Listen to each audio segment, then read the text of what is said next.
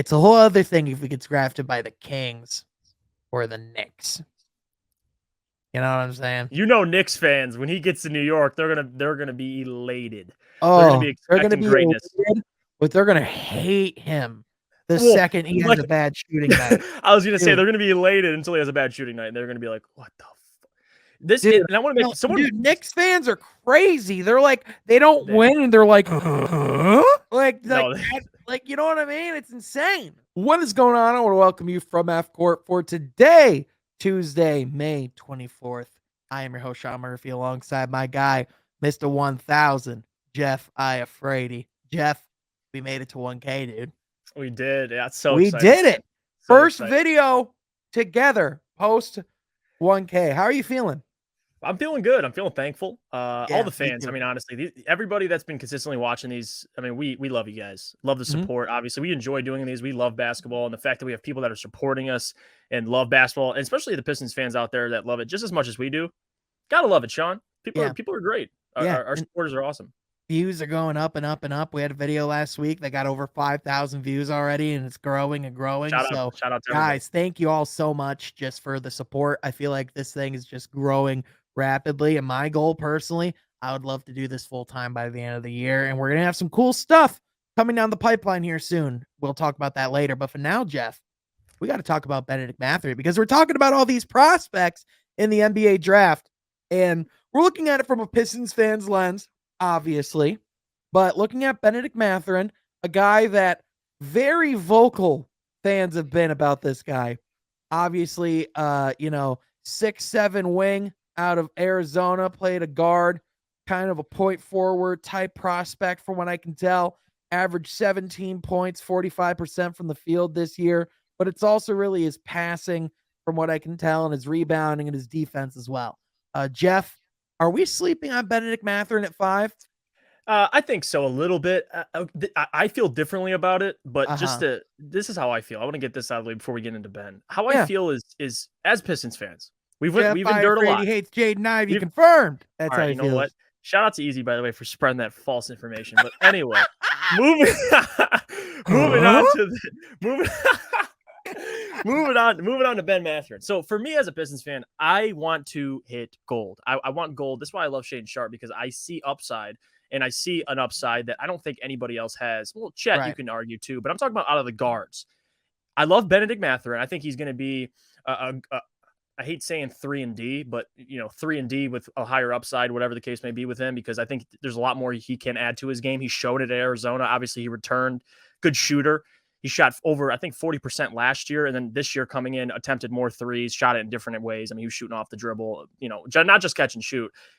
Down a little bit in a percentage, but he's still a great shooter. Uh-huh. There's a lot of things I love about his game, especially him as a Piston next to Cade, a tall guard. I love tall guards, especially. He fits Right. that mold, versatility, great Jeff on the Iafrady perimeter. hates all short people. Confirmed. Yep. don't, hey, don't get that now. We got too many rumors getting spreaded already. This is too Hey, quick. it It's was just what happening you said way with too Jalen quick. Brunson too, man. Yeah, okay, that is true. With Jalen Brunson, that is one of the arguments I made. But I do listen. I don't hate all small guards. I just prefer. I want a big guard next to Cade, and Yeah, he that's fits it. fair. He could pick up the other team's best player. I think eventually he's got the skill set, the athleticism, all of that. He plays with a lot of passion. That's something I notice when I watch him on film.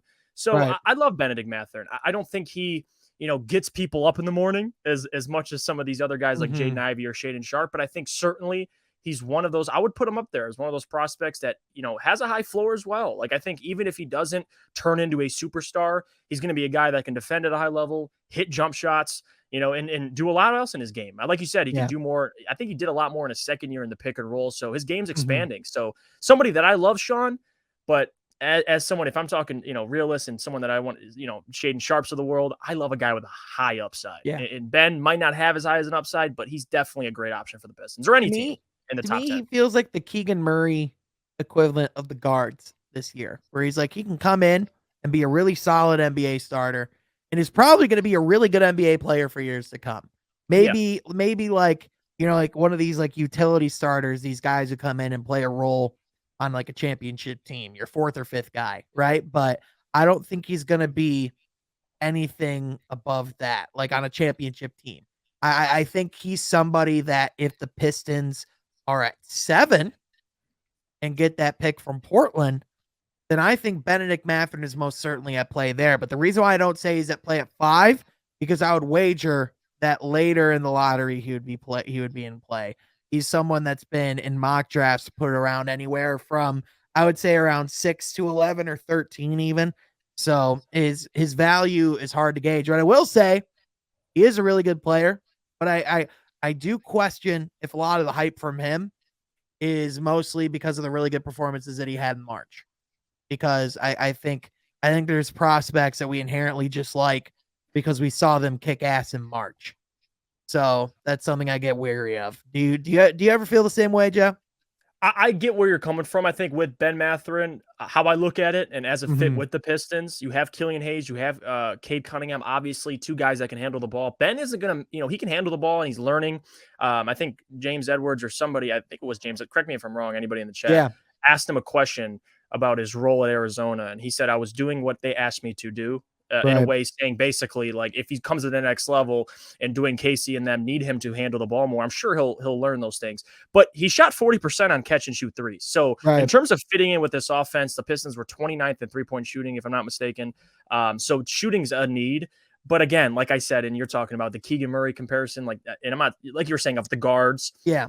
I wouldn't want to go safe, although he's a great option. Mm-hmm. And he's going to be a great player for any team that selects him. I just Right. think at 5, like Well, can if we you had be to honest put, about it, Jeff? There's just better guards. There I just was is. I was just gonna say, if you want to do tiers, there would be like the Shaden Sharp, Jaden Ivey, and then there's right below it. I think there's the Ben Mathurin. I Yeah. wouldn't put him on the same Yeah. level as those guys, but certainly an impressive player. It's just all Yeah. about upside and stuff like that. But any team that gets him is getting a player that's going to be able to play right away and make an impact. Right. It's just a start for the first couple of years. He might just be a backup point guard. I would argue that he's gonna have to get better in order to be a starter. And people are talking about, oh well, he could be that worthy candidate next to K in the backcourt. I'm like, can he?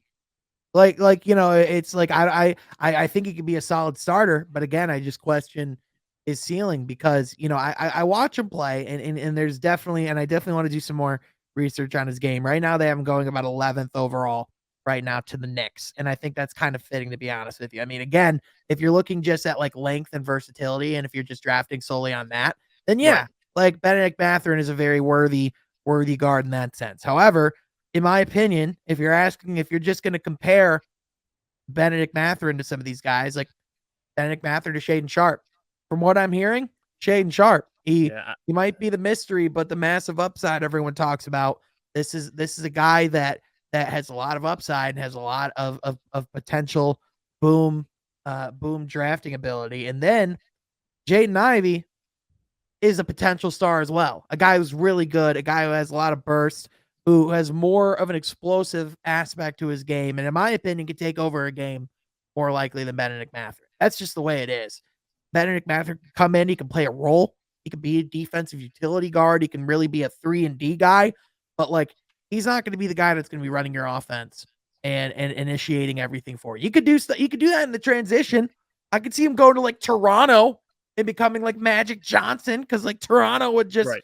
develop him into this freak of nature. But I mean, outside of that, I don't know where his best fit is, Jeff. I just don't. I think he'd fit in a lot of places just because of his game and how Yeah. he finds success with his game and his ability to shoot the ball. With the Pistons, though, this is my issue with it. I don't see Cade, and Cade very well could be our leading scorer, and he probably Mm-hmm. is going to be in a couple Right. years.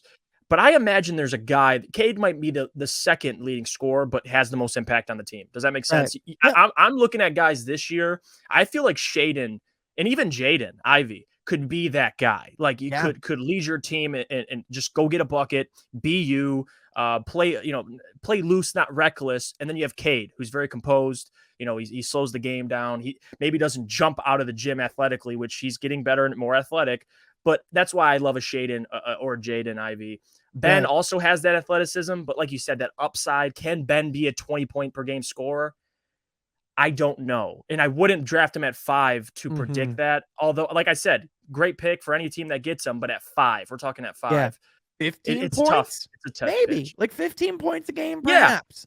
You know what I Yeah. mean? Like that's definitely like a good ceiling for him. But like that's the thing, guys, is like a lot of these players towards the top, it's like you really do have to differentiate and just be honest about what their ceiling is and where they're going to be. Because you can like a guy, you can really like a prospect and see the way that he played in college. But listen, man, when you get to this league, when you get to the NBA, there's levels to this. And there's a lot of 6'6" guards nowadays. You know, it's becoming more and more, more and more common, in my opinion. And the difference as far as skill gap between a guy like Cade and Bennedict Mathurin, I'm sorry, but it's just night and day. And don't get me wrong, too. The prototype of Ben Mathurin, every team wants. Like you Oh, want a absolutely. 6'6", you want a Yeah. 6'6" guard that can guard guys on the perimeter and can hit like can shoot threes. So of course the value's there, but what we're talking about in the upside and all that stuff comes into play, especially if you're in the top 5. Like I Yeah. mean, if we're talking 10 or like you said, you projected them to whatever the website you're Yeah. using, 11. Like that's now you're getting a great player, but if we're talking 5, like, and I would love to meet, I know our guy Bryce Simon, he's very high on Ben, and he sees him as a guy that can be a 20-point per game scorer. He said that, and I respect his opinion. I can see why he'd think that. The guy's been obviously studying basketball. He knows his stuff. He's a coach. He's awesome. Motor City Hoops, if you check him out.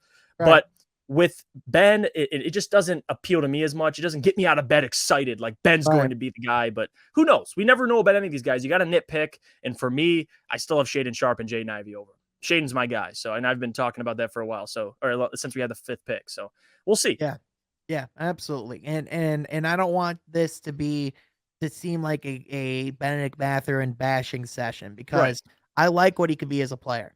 And he does seem like the type of guy that could come in and, like, in a playoff series, I could see Bennedict Mathurin being a Jose Alvarado type where he comes in and swarming on the defensive end. You know what I mean? But I think he's going to be at his best in the NBA if he accepts and embraces a role and gets in a culture that specializes in utilizing those types of players' talents. Because Absolutely.